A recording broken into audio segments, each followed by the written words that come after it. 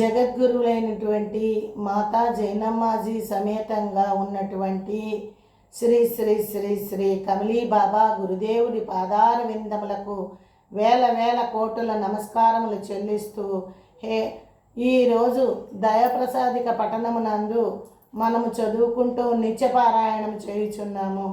ఈ పఠన జరిగే ముందు చిన్నవి నాకు బోధపడినవి మీ ఆత్మబంధువులైన మీ అందరి ముందు విన్నవించుచున్నాను. దయతో ఆత్మబంధువులు నన్ను ఆశీర్వదించి అవగాహన చేసుకొని దానిలోని భావాన్ని గ్రహిస్తారని భావిస్తున్నాను.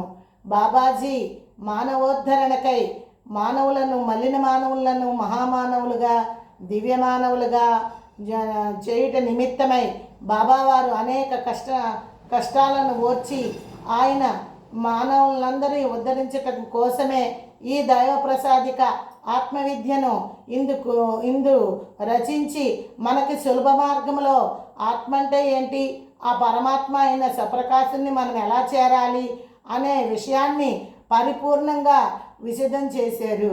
అట్టి గురుదేవుల యొక్క పాద పద్మములకు వేల వేల కోటుల నమస్సు. జగద్గురువులయ్యి బాబాజీ ఏకాత్మ విజ్ఞాన సమితిగా విజయవాడ పట్టణమునందు మొగలరాజపురంలోను, తెనాలిని దాటిన తర్వాత కొల్లూరు అనే గ్రామమునందు, గోపాలపురము అనే గ్రామమునందు, వట్లూరు అనే గ్రామమునందు బాబాజీ వారి చేత ఏకాత్మ విజ్ఞాన సమితి అనే ఆసియానా అంటే ఆశ్రమాలు స్థాపింపబడి ఏకాత్మ సిద్ధాంత ప్రబోధాలు జరుగుతున్నవి. అట్టి కమలీ బాబా వారి యొక్క సిద్ధాంతము దయప్రసాదికమందు పొందుపరిచి ఉన్నది. దయతో ఆ ఆత్మవిద్యను నేర్చుకునేవారు ఎవరైనా సరే ఆ దైవప్రసాదిక పుస్తకాన్ని పఠనం చేసి అర్థం చేసుకున్న ఎడల సులభముగా మోక్ష మార్గం ఏదో అవగతమవుతుంది. బాబాజీ మోక్ష మార్గానికి కావలసినటువంటి షట్ తత్వ సాధన అనే మార్గాన్ని సూచించారు. అది ఏమన్నా 6 షట్ అంటే 6 తత్వాల గురించి, అవి ఎలా సాధన చెయ్యాలి, అవి ఎలా అవపాసన పట్టాలి, విద్యార్థులుగా మన అందరం అవి నేర్చుకొని ఆ తత్వజ్ఞానాన్ని తెలుసుకొని విజ్ఞానులుగా తత్వజ్ఞానముతో మనం తరించాలన్నదే కమలీ బాబా వారి అభిలాష, ఆకాంక్ష. ఆయన ఆశీర్వాద ప్రాప్తి చేత, గురుదేవుని యొక్క కృపా కటాక్షముల చేత మనకు ఆ విద్య బోధపడి మనమందరము ఆయన చెప్పిన మార్గంలో నడిచేటట్టు బుద్ధి యందు ఆయనే, హృదయమునందు ఆయనే ఉండి నడిపించాలని పరిపర విధముల ప్రార్థన సలుపుతూ ఈ దైవప్రసాదిక పఠనం చేయుచున్నాము. షట్ ప్రకరణలలో బాబాజీ షట్ సత్వ సాధన 6 ప్రకరణలు ఈ విధంగా చెప్పి ఉన్నారు. ప్రాణాయామము, ప్రణవధారణ, వ్యాయామక్రమ ప్రార్థన, మనోమస్తిష్కోపాసన, ఉపవాసము, మౌనము, ఇలా 6 ప్రకరణల గురించి బాబాజీ మనకి బోధించి ఉన్నారు. బాబావారు చెప్పిన ప్రణవధారణి సుఖ ప్రాణాయామము, సులభ ప్రాణాయామము, దానినే సూర్య చంద్ర భేద ప్రాణాయామం అని, నాడీ శోధన ప్రాణాయామం అని కూడా అంటారు. సులభ ప్రాణాయామంగా మనము ఈ ప్రాణాయాల వల్ల జరిగేటటువంటి లాభాలను కూడా మనం తెలుసుకున్నాము. అదేవిధంగా ప్రణవధారణ, ఆ ప్రణవాన్ని మనం ఎలా ఆచరించాలి, ప్రణవధారణ వల్ల మనకు జరిగేటటువంటి ప్రాసెస్ అంతా కూడా తెలుసుకున్నాము. ప్రణవం యొక్క అర్థాన్ని కూడా తెలుసుకున్నాము. అలాగే వ్యాయామక్రమ ప్రార్థన, ఉదయకాలము సాయంకాలము చేసేటటువంటి ప్రార్థనలను, విధి విధానాలను కూడా మనం నేర్చుకునే ఉన్నాము. మరల మనోమస్తిష్కోపాసనని వాడుక భాషలో అంటారు. ఆ ధ్యానం గురించి రాబో క్లాసుల్లో బాబాజీ దైవప్రసాదిక నందు 150వ పేజీలోను, మరల 92 అనే పేజీలో 93 అనే పేజీలో ఆ దివ్య గ్రంథమునందు పొందుపరిచి దైవప్రసాదికునందు పొందుపరిచి మనకు విశదీకరణ చేసి ఉన్నారు. ఇప్పుడు మనము నేర్చుకోబోయే అంశము ఉపవాసము, మౌనము. ఈ రెండు అంశాల గురించి మనం తెలుసుకుందాము. ఉపవాసము అంటే మన పూర్వీకులు ఉపవాసం అంటే ఆహారం తీసుకోకుండా ఉండడమే ఉపవాసము. మన క్రతువుల్లోనూ యజ్ఞాల్లోనూ నిత్య పూజా విధానాల్లోనూ ఆహారం తీసుకోకుండానే పూజ చేస్తే భగవంతుడి యొక్క ఆశీర్వాదం బాగా లభిస్తుందనే భావంతో పిల్లాది మొదలు ఉపవాసాలు చేయడం, పండుగ వేడుకలు చేసుకోవడం ఇది అనాదిగా మనకు తెలిసిన విషయమే. కానీ బాబాజీ మనకు ఉపవాసానికి రహస్యార్థం అర్థాన్ని బోధించి ఉన్నారు. ఉప అంటే దగ్గరగా, ఆవాసము అంటే నివసించటం. ఉపవాసము అనగా దగ్గరగా నివసించటం. ఎవరికి దగ్గరగా నివసించాలి? పరమాత్మ అయినటువంటి ఆ స్వప్రకాశునికి దగ్గరగా నివసించాలి. ఆ పరమాత్మ అయినటువంటి స్వప్రకాశుని అందే సర్వ జగత్తు జడాజడ ప్రకృతి ఉంది, అందులోనే మనం ఉన్నాము. కాబట్టి ఆ స్వప్రకాశం నందే ఉన్నాము అనే గుర్తించే జ్ఞానంతో నిత్య సత్యవ్రతులమై ధర్మపరాయణులమై ఆయన్ని గుర్తించి సర్వ జగత్తు నీవే నాయన, సర్వజీవకోటిలోనూ 84 లక్షల జీవరాశుల్లోనూ నీవే ఉన్నావు తండ్రి అని మనము రాగాదులకు లోనవ్వకుండా, అరిషడ్వర్గాలకు లోనవ్వకుండా సర్వజీవుల్లో ఉన్నది ఆ సత్య పదార్థమైనటువంటి చైతన్యమైనటువంటి ఆ పరమాత్మే, ఆ స్వప్రకాశుడే అనే జ్ఞానాన్ని తెలుసుకుంటూ నిత్యము ఆ పరమాత్మ ధ్యానాన్ని చేస్తూ స్మరిస్తూ ధ్యానిస్తూ మనము ఆ స్వప్రకాశాన్ని సేవించాలి. అట్లా సేవించినట్లయితే మన జన్మ ధన్యమవుతుంది. అదే ఉపవాసం యొక్క అసలైన రహస్యము. అంతేకాకుండా మన పూర్వీకులు చెప్పినట్టు ప్రాణధర్మమైన ఆహారాన్ని విడిచిపెట్టేసి ప్రాణం నిలబడాలంటే ఆహారమే ప్రాణధర్మం. మనకి ఏమని చెప్తుంది?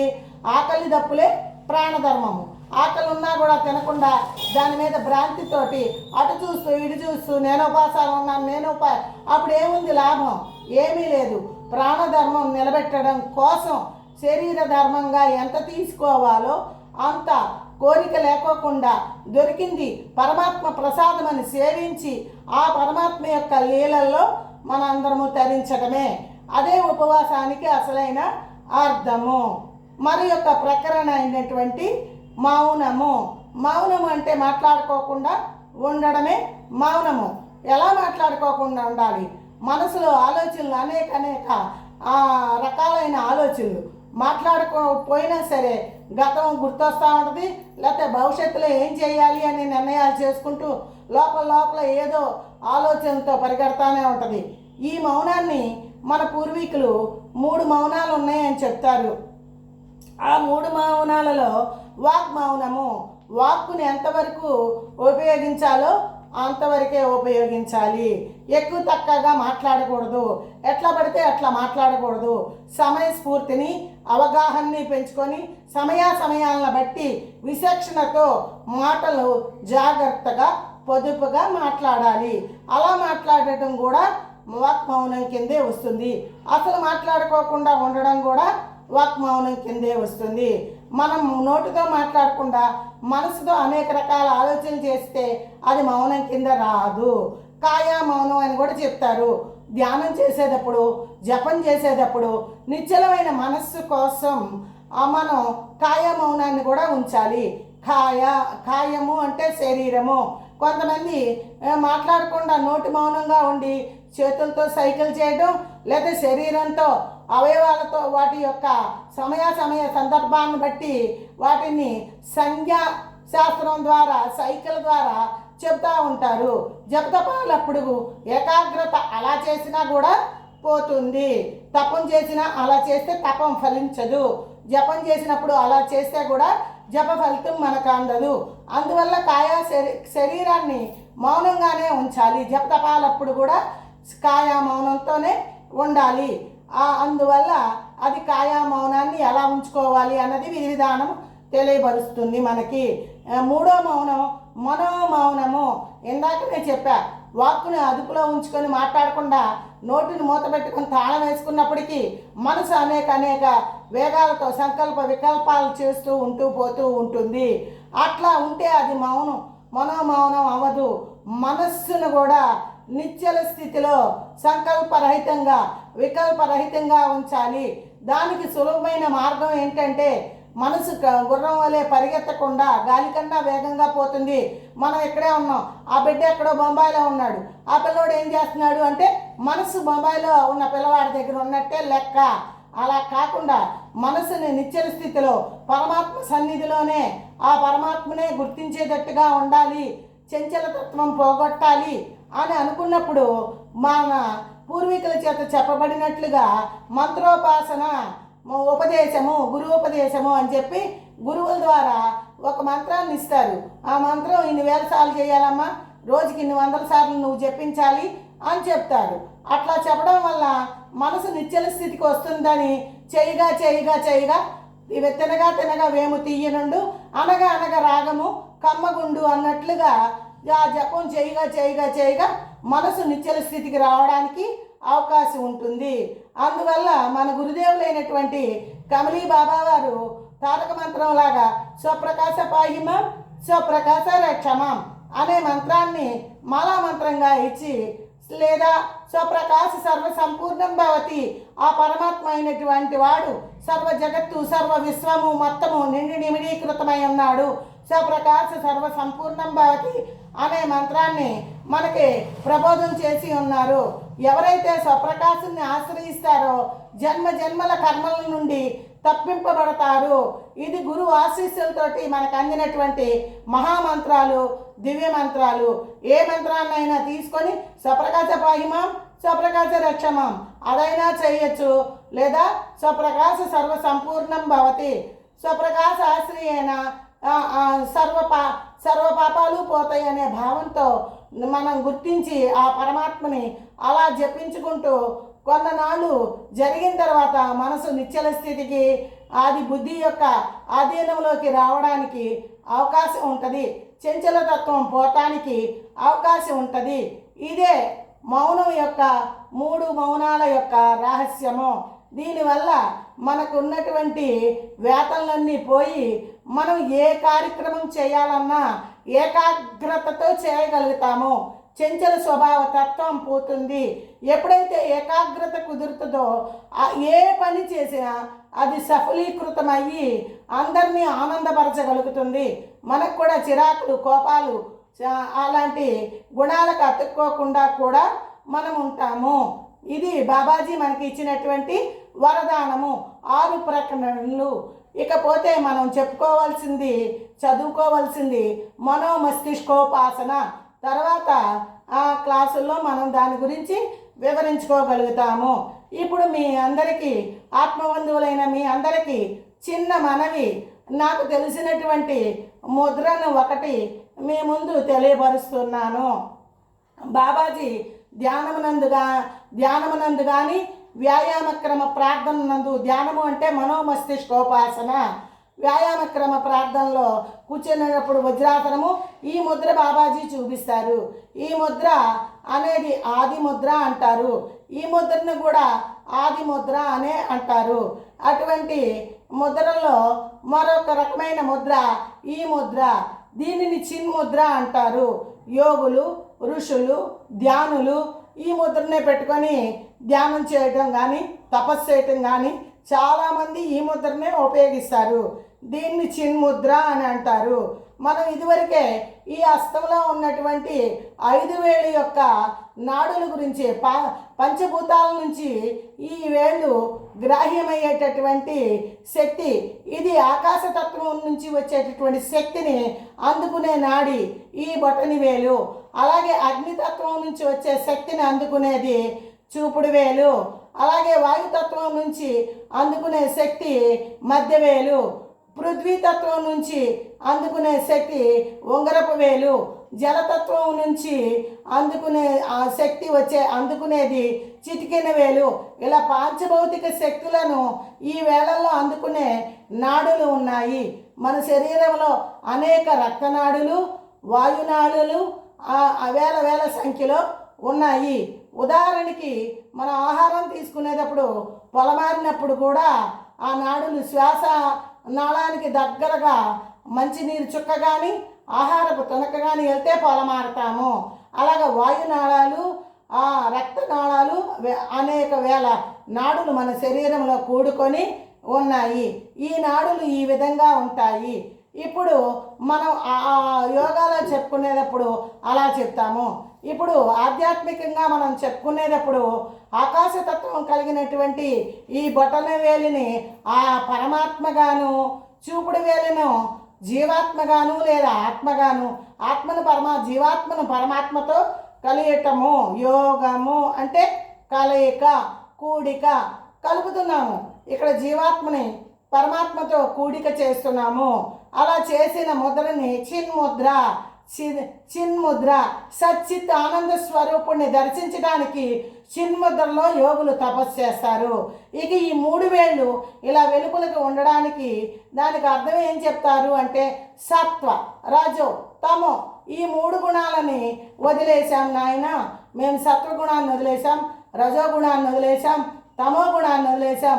మమ్మల్ని గుణరహితుడిగా, గుణాలకు అతీతంగా ఉండేటటువంటి మీ చెంతకు చేరే మార్గంలో జీవాత్మగా ఉన్నాం. మేము నిన్ను కలవడానికి ప్రయత్నం చేస్తున్నాం నాయన అని ఆ సప్రకాశునికి వందనము అనర్చి మదిలో స్థిరపరుచుకొని ఈ ముద్రతో ధ్యానం చేసినట్లయితే శరీరంలో అగ్నితత్వం పెరిగి ఆ అగ్ని పచనం. మనం ఉదాహరణకి రోజు వంట చేస్తున్నప్పుడు అగ్ని వల్లనే ఆ పదార్థములన్నీ పచనం పాత్రలో అవుతాయి. ఆ విధంగానే ఈ శరీరంలో అగ్నితత్వం పెరిగి మనలానన్నీ భస్మీపటలం అయిపోయి బయటకి తోయబడతాయి. అప్పుడు ఆత్మావరణ శుద్ధి పడుతుంది. ఆత్మ పరిశుద్ధాత్మగా, శుద్ధాత్మగా మారగలుగుతుంది. అందువలన మనకి యోగులు ఎక్కువగా ఈ ముద్రలో చెప్తారు. మన గురుదేవులైన కమలీ బాబా వారు ఈ ముద్రలో ధ్యానం చేయమని, మనోమస్తిష్కోపాసన చేయమని, వ్యాయామక్రమ ప్రార్థన చేయమని మనకు సూచించి ఉన్నారు. ఏ ముద్ర అయినా సరే దాని యొక్క లాభం అనేక అనంత శక్తిని శరీరానికి తెచ్చి శరీరాన్ని శుద్ధిపరిచి ఆత్మావరణలో ఉన్న ఆవరణ దోషాలను పోగొడుతుంది. ఈ చిన్ముద్ర యొక్క రహస్యం ఇదే. ప్రాణాయామాలు చేసిన, యోగా ప్రణవధారణ చేసిన శరీరానికి ఎక్కువ ఉష్ణం జనిస్తుంది. అందువలన శరీరానికి ప్రాణధర్మమైనటువంటి ఆ ఆహారము పానీయము కదా మనం అందించాల్సింది ప్రాణధర్మం. అందుకే ఋషులు, యోగులు కమండలం నీళ్లు దండాన్ని పట్టుకొని ఏకాగ్రతగా తాగుతూ ఉంటారు. మనం ఈ ప్రాణాయామాలు లేదా ప్రణవధారణ చేసినప్పుడు ఉష్ణాన్ని తగ్గించుకోవడానికి ఎక్కువ నీటిని తీసుకోవలసి శరీరానికి తృష్ణ అంటే ఆ కోరికతో ఆ నీటిని మనం ఎక్కువ తీసుకున్నట్టయితే ఆ ఉష్ణోగ్రత తగ్గింపబడుతుంది. అలాగే ఇది మేరుదండము. మనం వెన్నుపూసే మనకి మేరుదండము. ఈ వెన్నుపూస నుంచి ప్రయాణించే నాడులన్నీ కూడా శుద్ధిపడి, ఏడా పింగళ నాడులు శుద్ధిపడి శ్వాస క్రమమయ్యి సమతుల్యంగా నాడీ వ్యవస్థ జరుగుతుంది. రక్త ప్రసరణ వ్యవస్థ శుద్ధి జరుగుతుంది. ఇది బాబాజీ మనకి చెప్పి ఉన్నారు. అందువల్ల మనం ఏ పని చేసినా మనస్సుని నిశ్చల స్థితికి తీసుకెళ్ళి ఏకాగ్రత చిత్తముతో భగవంతుడిని ధ్యానించిన, పూజించిన, జపించిన దాని ఫలితము వేల కోట్ల రెట్లుగా ఉంటుంది. సదా సర్వవ్యాపి అయిన ఆ స్వప్రకాశునికి వందనం అనర్స్తూ ఈరోజు క్లాసుని ముగించుచున్నాను. ఓం జై శాంతి, విజయ శాంతి, దివ్య శాంతి. కరెక్టే వచ్చిందా?